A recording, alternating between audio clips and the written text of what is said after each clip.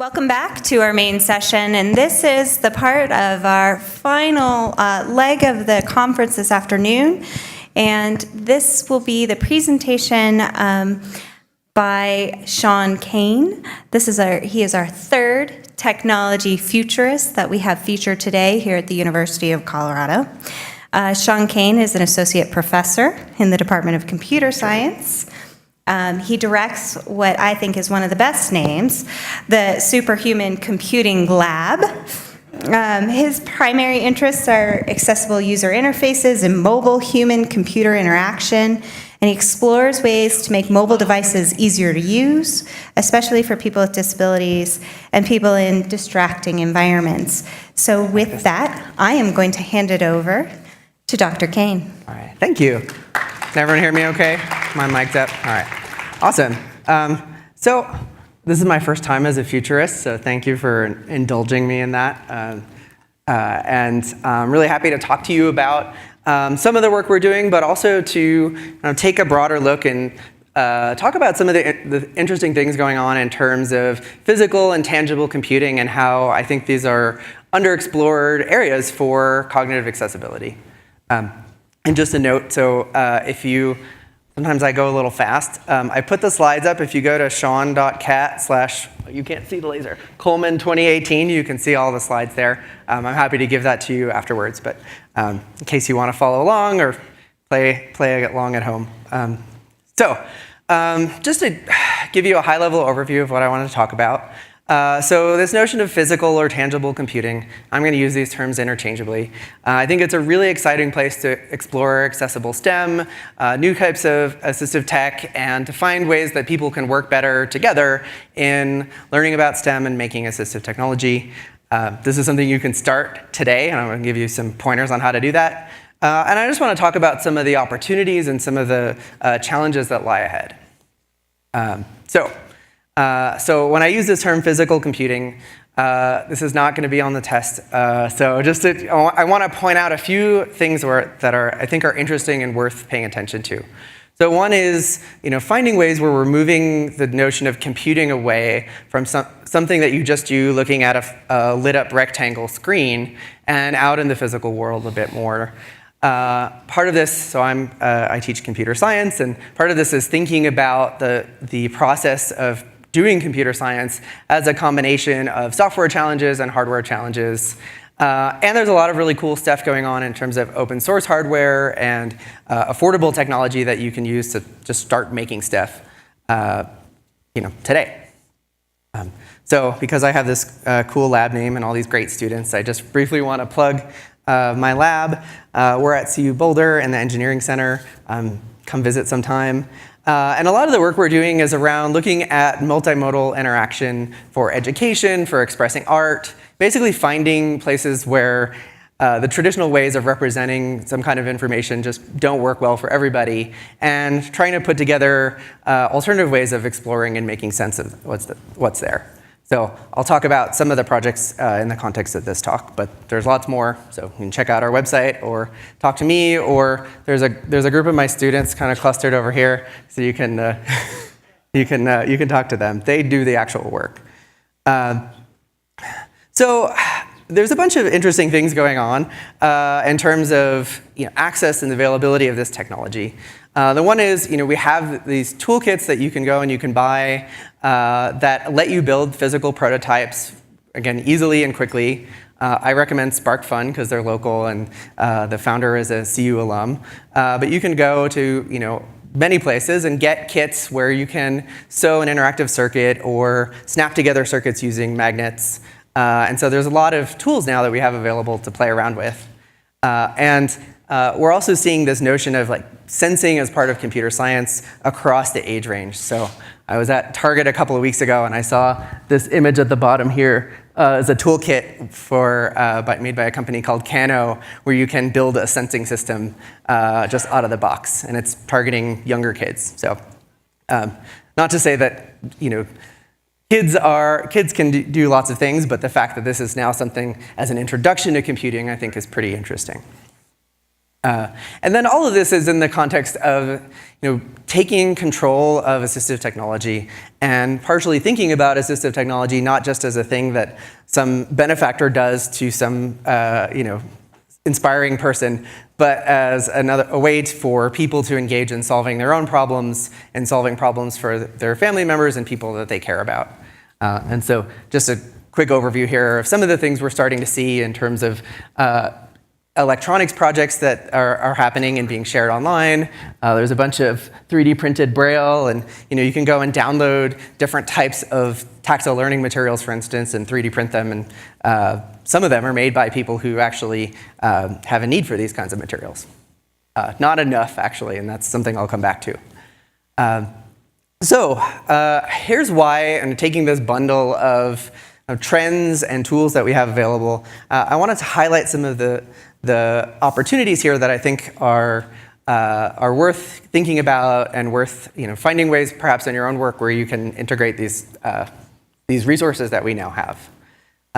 So one is just that we have this ability to, with these kinds of technologies, to make multimodal learning something that you can do at home, that we can take technologies off the shelf and start to bring this into our home. So we're not just watching educational videos, but we can actually engage physically.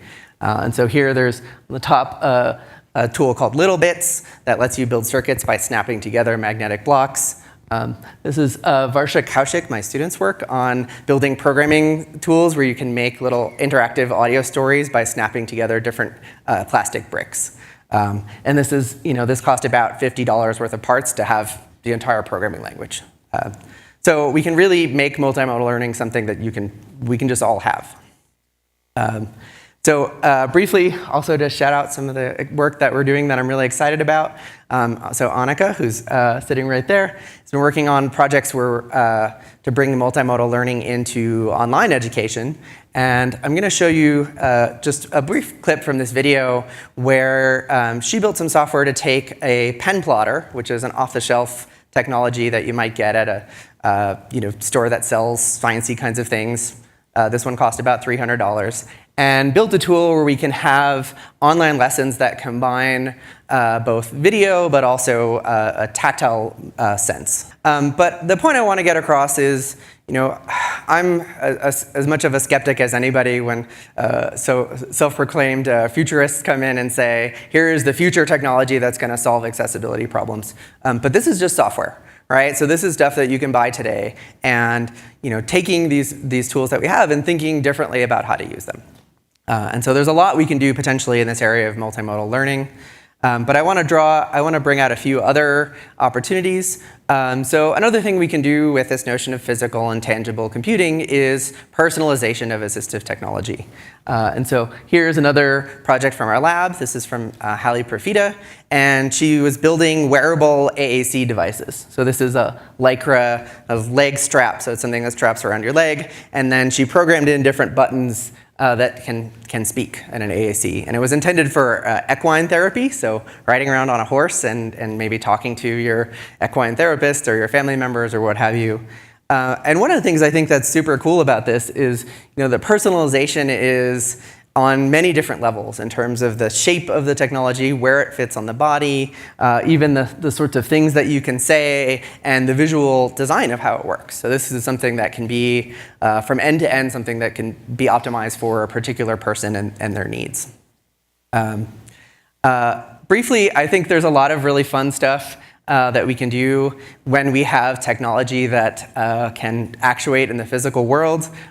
This is another project that I had the pleasure of working on, where we were building drum sets that you could play with eye gaze. So this was for someone with ALS. But the idea was, let's build something where we can have fun and have something expressive. And we could do this also with software, but there's something about the ability to act in the physical world, especially if you're having some, if you have ALS, for instance, and moving and interacting with the world is a challenge, this can be a way to maybe get some of that back. So just to be really clear, this is a child drum set. For a while. I actually built it with this software using the eye tracker, makes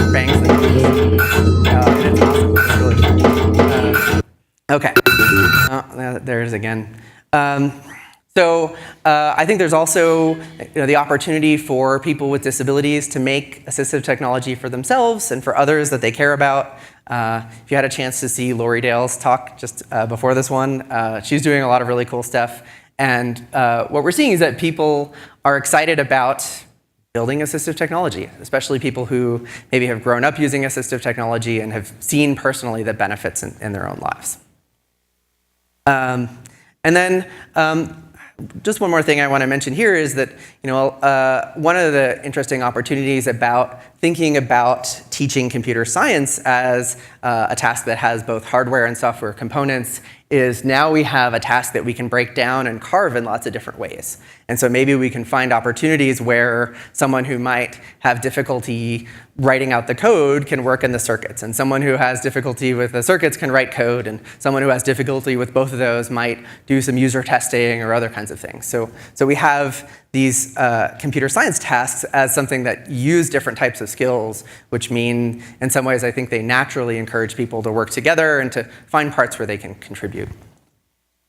Okay. And then I think there's more opportunities here. I'll talk more about this later on, but that it's not just technical contributions, but also things like the design and creating sounds and graphics and other types of things. And so with these kinds of activities, often we can find many, many different ways to participate if we look and we know how to take advantage of that. Okay, but there are challenges, right? We're not there yet. And so I want to highlight a few things that I think are worth thinking about and places where we can possibly innovate in terms of technology and in our teaching methods to actually bring more of this into the world so people can use it. So a few challenges I'll highlight. So one is that our curricula for teaching these kinds of materials can be pretty primitive. And basically a lot of these sorts of projects are now documented online through some combination of text and video and maybe some graphics. And we often don't have good ways of evaluating the difficulty of a particular activity or comparing to. If you do a Google search and you say, how do I make a door movement sensor, you're going to find 10 different examples, and how do you know which one to do? How do you know which ones you have the skill for? So we don't have great ways of understanding and leveraging these kinds of activities yet. From the perspective of educational research, I think we also don't necessarily have a clear sense of how these tasks work. So I was saying that you can go through these tasks through these kinds of activities through lots of different ways, but that also means that modeling how someone might learn in programming some physical device can be really complicated, right? So we might have different sorts of branching paths where I'm partially working in hardware, I'm partially writing code, and then when I go to test things, who knows what's gonna happen? There's a lot of different paths that you can take in terms of understanding the problem, debugging the problem, and fixing things. And I think there's an opportunity here to look at this process of learning how to do this sort of computer science work, but also how to teach it and how to learn it. One issue that's come up quite often is issues of when we're bringing in these physical components, then there's accessibility challenges with that. Right? And a lot of the toolkits that you can get today have small finicky parts, right? So the top here, this is LilyPad. This is also from CU, and here you're threading circuits together with conductive thread. But again, this is a difficult physical task for many people. And here we have this little bits, and we're using magnets. But again, the size of these different kind of components can be an accessibility challenge for some people. And so I think finding ways where this can, people can build the projects at the right level of ability is something that we need to keep looking at. Likewise, I think when we think about programming these types of technologies, we still have this dichotomy between wiring up circuits and writing code, and I think there's opportunities to unify these. And so this is an example of Kublets, which is a system from also related to CU, where you can program by manipulating the structure of the circuit. So you're not separately working in code and working physically, but doing something that combines both of these concerns. In our group, we've been brainstorming different kinds of ways to program these sorts of systems, and we've talked about things like systems like if this then that, which you might have seen, which is thinking about programming by talking about certain events that can happen and then how we might react to them, and also potentially modeling something. So I really want to build a smart home dollhouse that we can start to use as a way of testing out things like smart homes and other kinds of systems. Because it can often be really abstract, and if you're programming some system to do something when at midnight, well, you kind of want a way to simulate that. You don't want to wait till midnight to have to see whether your code works. Another problem is this notion of feed lack, right? Not feedback, but feed lack, which is when the system fails and we don't have a useful error message. So when you're building circuits, the most common thing you might encounter this is you build a circuit and you press the start button and nothing happens. You don't have an error message, it just something doesn't work. And these kinds of problems can be really difficult to debug. So, where's the problem? Is it a coding problem? Is it something with the circuit? Is it something about your design that's problematic? It's really hard to know. And this is a real challenge that affects not just assistive technology, but all sorts of problems. And there's some work going on in terms of building sort of augmented physical tools and circuits that help you learn about these sorts of problems. And so something like this, which is an augmented breadboard that is designed so that it can figure out a circuit that's incorrectly wired. Whereas in the real world, an incorrectly wired circuit often just won't do anything. One of our challenges here is with how do we document projects? How do we share what's going on? And again, an interactive system is something that's really rich and complicated and doesn't necessarily reduce to pictures and text. And so we might think about things like making it easier to show video, or John Schimmel has been doing things where the actual output of these sorts of hacking workshops are hardware kits that then someone else can take and build on top of. Okay, so there's a lot of opportunity, and there are some interesting challenges. And I just wanted to end with some high-level thoughts about where I think these things are going and things that I want us all to think about a little bit. And so, why are we teaching? One of the questions that's come up in some of this work is, how far can we get in terms of teaching computer science to people with cognitive disabilities? And I think there's a lot of things that a lot of questions about what are the right sorts of paths. Should we be training people to have careers as software engineers? Probably some people, but not everybody, right? Where are the places that we can make this valuable, not just because we're computer science researchers, but meaningful to the people who are participating in it? And one thing we've seen consistently, and I'd say that we know now, is building assistive technologies is one place where we're seeing some opportunity and some excitement about this work. And in general, we're seeing, as is the case often with computer science, is building things that other people can share and enjoy is something that really appeals to a lot of people. And then the last note, this is something that my students and I have been talking a bit about and thinking about, is for those of you who are computer scientists, as we're talking through this work, we've been running into some really interesting questions about ableism. And so when we talk about how do we teach someone with a cognitive disability computer science, there's all these assumptions about what that means. And for example, we might talk about, well, if you really are successful at learning computer science, you can understand and explain a problem at a high level of abstraction. But in the reality, that's not necessarily what you need to be successful. And likewise, this notion of a way to tell whether you're making progress in learning these tools is whether you can do it without any assistance. And I think there are places here where we might want to rethink these assumptions or start to think about other ways of measuring progress. All right, so I'll plug the lab and say we're really working actively in this space, and we've got a lot of cool stuff. So please come talk to me or my students if you're interested in this stuff and want to find ways to participate. And I said I could help you get started today. So if you think this is cool and you want to do it, go buy a microbit. you could get it maybe at SparkFun. You might have to order it online. And go try Make Code Editor. But this is sort of the hello world of a program that actually just prints out A11Y. So that's a thing that you can do today. So with that, I think that there's a lot of exciting trends and opportunities going on with making computing more physical. And there's a lot of interesting problems to solve. So with that, I'll be happy to take your questions. Thanks.